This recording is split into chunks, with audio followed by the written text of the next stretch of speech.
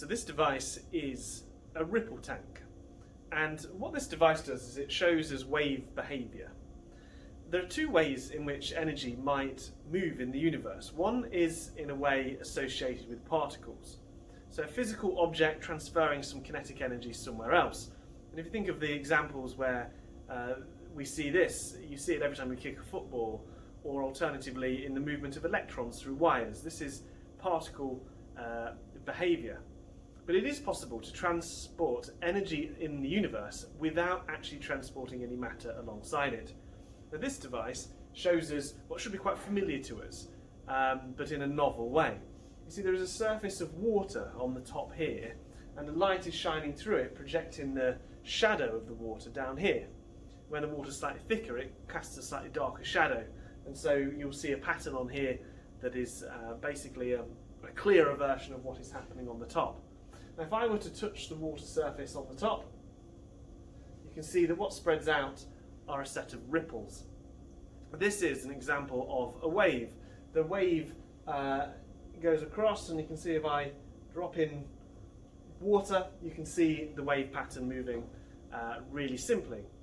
Now these spread out in a circular way as a ripple on a pond, but it's also possible to create waves that have a flat front to them, a wave front in fact, by making it not a single point that has disturbed the water, but a line. At the back here I have like a ruler that is sticking into the water. If I touch it, it creates a line of waves moving across, more similar to what you would see on the surface of the ocean.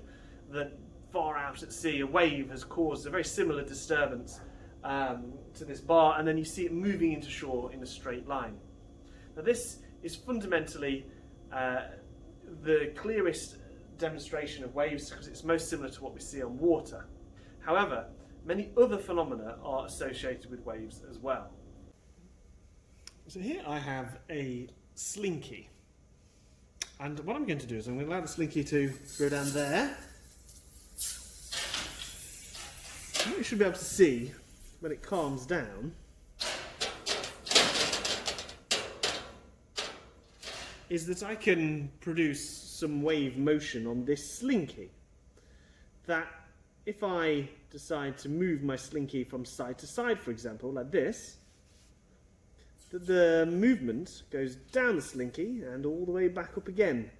The slinky itself is still here. It hasn't physically changed where it is. It's just that a disturbance moved the slinky. And the faster I disturb it, the more obvious the effect is. Now this is known as a transverse wave. A wave whose oscillation is side to side compared to the direction the wave is travelling. Now, using very precise language, we describe that as that the oscillations are at right angles to the direction of propagation.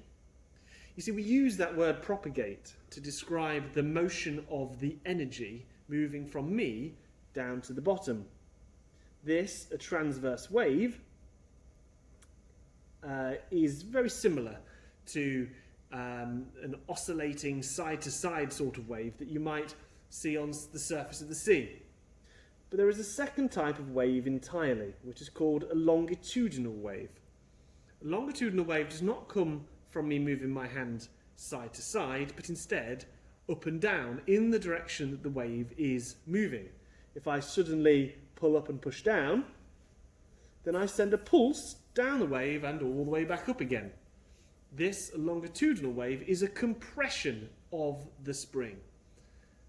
Using our precise language, we would say that the oscillation is in the same direction as the direction of propagation. The only way I can get this away is now I have to let go of the slinky. So let's talk about those two types of wave. The transverse wave, the one whose oscillations were at right angles to the direction the wave was travelling. Here I have a wave machine which is capable of creating a moving wave pattern. You can see by manipulating this dial at the back, I can make a transverse wave appear. But the most important thing to note is that any point of the material that is vibrating, it is moving at right angles, with the pattern moving at 90 degrees to that direction that these individual things are moving. Now, we call the thing that is vibrating the medium. The light travelling through the air in this room, the air acts as the medium. Now, for transverse waves, they normally require a medium, except in the very special example of light. Light is a transverse wave just like this, but it does not need a medium. It can travel through the vacuum of space, and that is unique about light. So you can see that if you were asked about the direction of the oscillation for a transverse wave, you would see that each point of the wave is actually oscillating up and down if the wave is moving either left or right, always at right angle. Here I have a representation of a longitudinal wave. It is another slinky. And I want you to observe the actual physical motion of the medium, which way it is being disturbed. So what I'm going to do, I'm going to pull back this part of the spring and let it go, and you can see that the wave travels along. But notice at any one point what is happening to, for example, this string here. As I pull this one way, it moves backwards and forwards. So if I was asked to annotate this slinky with an arrow to show the direction of the oscillation, then a little ant on this slinky would move backwards and forwards as the wave travels through. And this is the completely opposite to in the transverse wave. So this, an example of a longitudinal wave. A very good example of this kind of wave is sound.